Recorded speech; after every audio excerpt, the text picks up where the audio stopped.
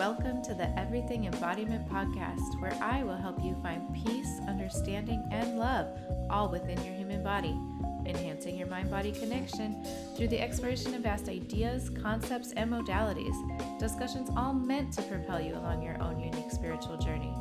I'm your host, Amber Miller. Welcome back to another episode of the Everything Embodiment Podcast. I'm your host, Amber Miller, recording on Wednesday, February 18th. Astrologically, we are in a potent window. Saturn and Neptune have moved into Aries. We are now in the year of the fire horse. There's a new moon in Pisces, Mercury preparing to station retrograde in Pisces, and we just moved through a solar eclipse in Aquarius. The energy is undeniable, and I know I'm not the only one feeling it. For those of you who noticed my absence, thank you. I needed a few weeks to process after the Epstein file release. When you're already aware of certain conspiracy narratives, you can sometimes hold them at a distance. You register the darkness, but you compartmentalize it and you keep living life. Then something shifts. Information surfaces, and the information feels undeniable and is no longer abstract. It becomes real in your body. I needed space to metabolize that. I needed to ask myself, what am I doing here in this timeline, in this moment? And that reflection is what led me here. So if this episode doesn't resonate, you're free to skip it. If my perspective doesn't align with yours, that's okay. But as I find my voice within this healing and spiritual community, I cannot focus on being palatable. I need to be honest and I need to be myself. I apologize in advance if this is kind of raw, chaotic, or even redundant. I wasn't even going to record today, but then I had this major download while folding laundry, and I sat down and I asked Archangel Gabriel to join me and get it out into the world what needs to be said. So I just feel like I cannot move forward with the podcast until I share what has came through.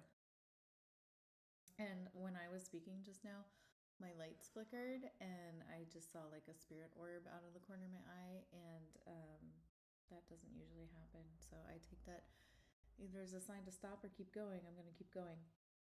So humanity has moved through distinct eras: the Stone Age, the Bronze Age, the Iron Age, each defined by tools, technology, and shifts in consciousness.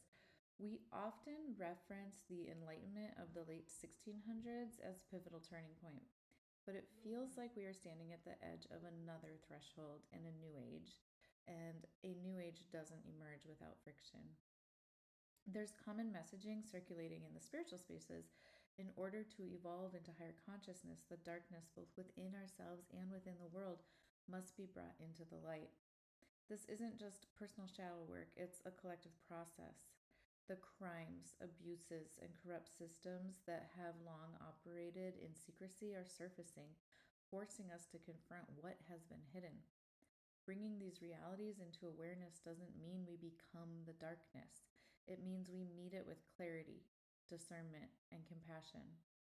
When light, conscious attention, accountability, and ethical action shines on what was concealed, transformation becomes possible. In this way, the exposure of the world's shadow is not simply frightening or chaotic, it is a necessary catalyst for our collective evolution. When we encounter narratives that are so disturbing they threaten our sense of safety, our instinct is to detach. And sometimes that detachment is necessary for nervous system regulation. But there are moments in history when collective avoidance is no longer sustainable. And to me, I think we are here. So, since I think we are being asked to face what is uncomfortable, what is violent, corrupt, or deeply wrong, then the question becomes, how do we meet it without becoming it? And the only answer I keep returning to is love.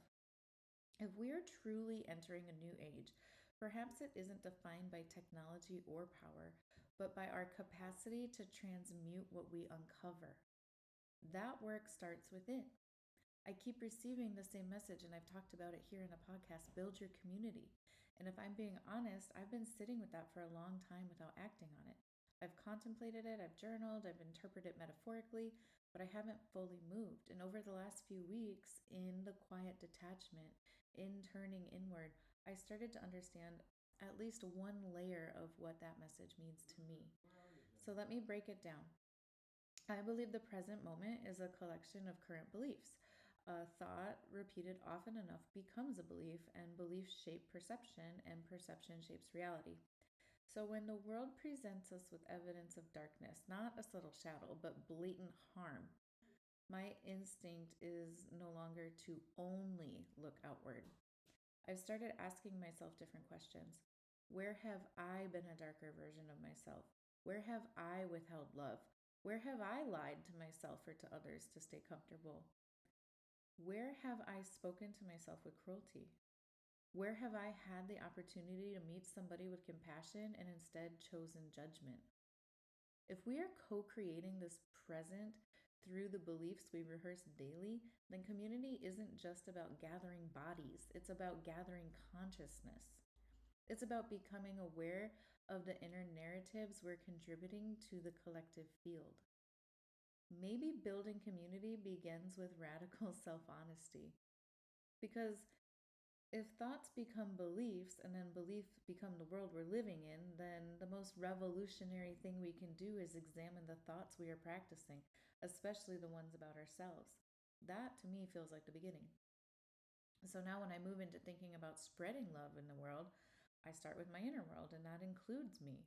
It's taken me decades to truly love myself, to love my imperfections, to hold my failures with the same compassion as my successes, to notice negative self talk and consciously correct it, to stop outsourcing my worth and to actually choose myself. And from there, it extends outward. My children, my life is structured around making sure they know it, and not just intellectually, but cellularly, that they are loved. I don't ever want them to question it. Next, my husband. Today is actually our 10-year wedding anniversary.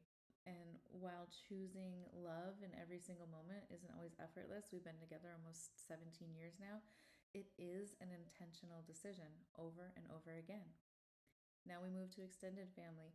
That's where it gets more complex. And that's where loving, well, it requires more awareness, more regulation, more maturity. You get the picture. And I want to be clear, loving does not mean becoming a doormat. It does not mean removing boundaries that protect your peace. It does not mean tolerating harm. But here's the real question. Can you be loving even when you're holding a boundary? Can you be loving even if you have to remove someone from your life? Can you be loving in a courtroom with a friend or a family member, or in conflict, or in complete estrangement? Can you choose love internally, even when external proximity isn't even possible? Because that's where the work is. It's easy to be loving in meditation. It's easy to be loving when it's reciprocated. It's easy to be generous when it's safe. The lesson is whether we can remain anchored in love when it is inconvenient, when it is undeserved, and when it is tested. That is what shifts consciousness. That is what changes timelines. Now, this is where it gets more uncomfortable because it's one thing to practice love with the people in your immediate life. It's another thing entirely when we're talking about public figures associated with corruption, abuse, harm. And I'm not suggesting approval, I'm not suggesting agreement, and I'm not suggesting the absence of accountability. I'm asking something more confronting. Can you refuse to let hatred colonize your nervous system? Can you hold a standard of justice without becoming consumed by rage? Can you advocate for accountability without losing your own integrity? Loving in that context doesn't mean excusing behavior. It means refusing to let darkness dictate who you become in response to it. So, how do you love someone like Donald Trump or Benjamin Netanyahu or Putin or Epstein? Let's remember what love is not. It is not endorsement. It is not agreement. It is not removing consequences, and it is not bypassing justice. Loving in this context does not mean you stop advocating for accountability. It does not mean you silence your voice. It does not mean that you deny the harm that has been done. It means that you refuse to let the hatred take over your inner world. because hatred changes you before it changes anything else. If I allow myself to become consumed by rage, vengeance, or dehumanization, I am participating in the same consciousness that creates harm in the first place. Different scale, same root. Loving someone who has caused harm means recognizing their humanity without excusing their behavior. It means holding the line for justice while refusing to delight in destruction. It means saying, I will not become what I oppose. You can condemn actions, and you can demand accountability, and you can support systemic change, and still not choose to let your nervous system be ruled by hatred. For me, loving at that level looks like this. I don't wish annihilation. I don't fantasize about revenge. I don't dehumanize. I hold firm boundaries, and I support justice, and I keep my own heart intact. Because if love only applies to the easy people, it isn't transformative, it's conditional, and we already know where conditional humanity leads. I keep asking, why did I incarnate at this time? Why of all timelines here? And why was it such a central part of my purpose to become a mother? I have never regretted my children for a single second, not once, but I have questioned bringing them into a world that can feel this dark. I've looked at the state of things and wondered, what did I sign us up for?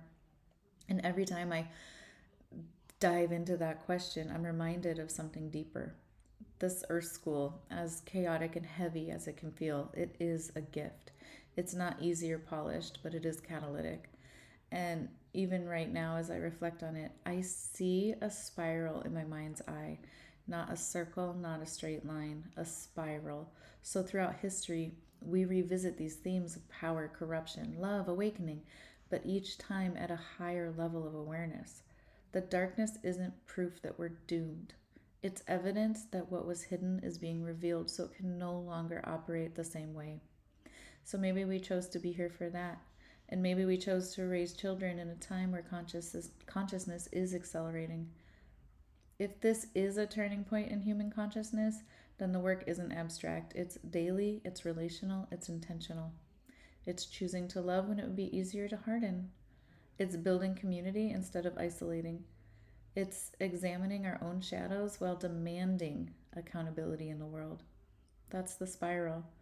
We're here in this timeline because we're equipped to hold light in it. If you've made it this far, thank you. I don't take your time or attention lightly. I see every download that happens across different platforms, and I'm just so grateful for each one.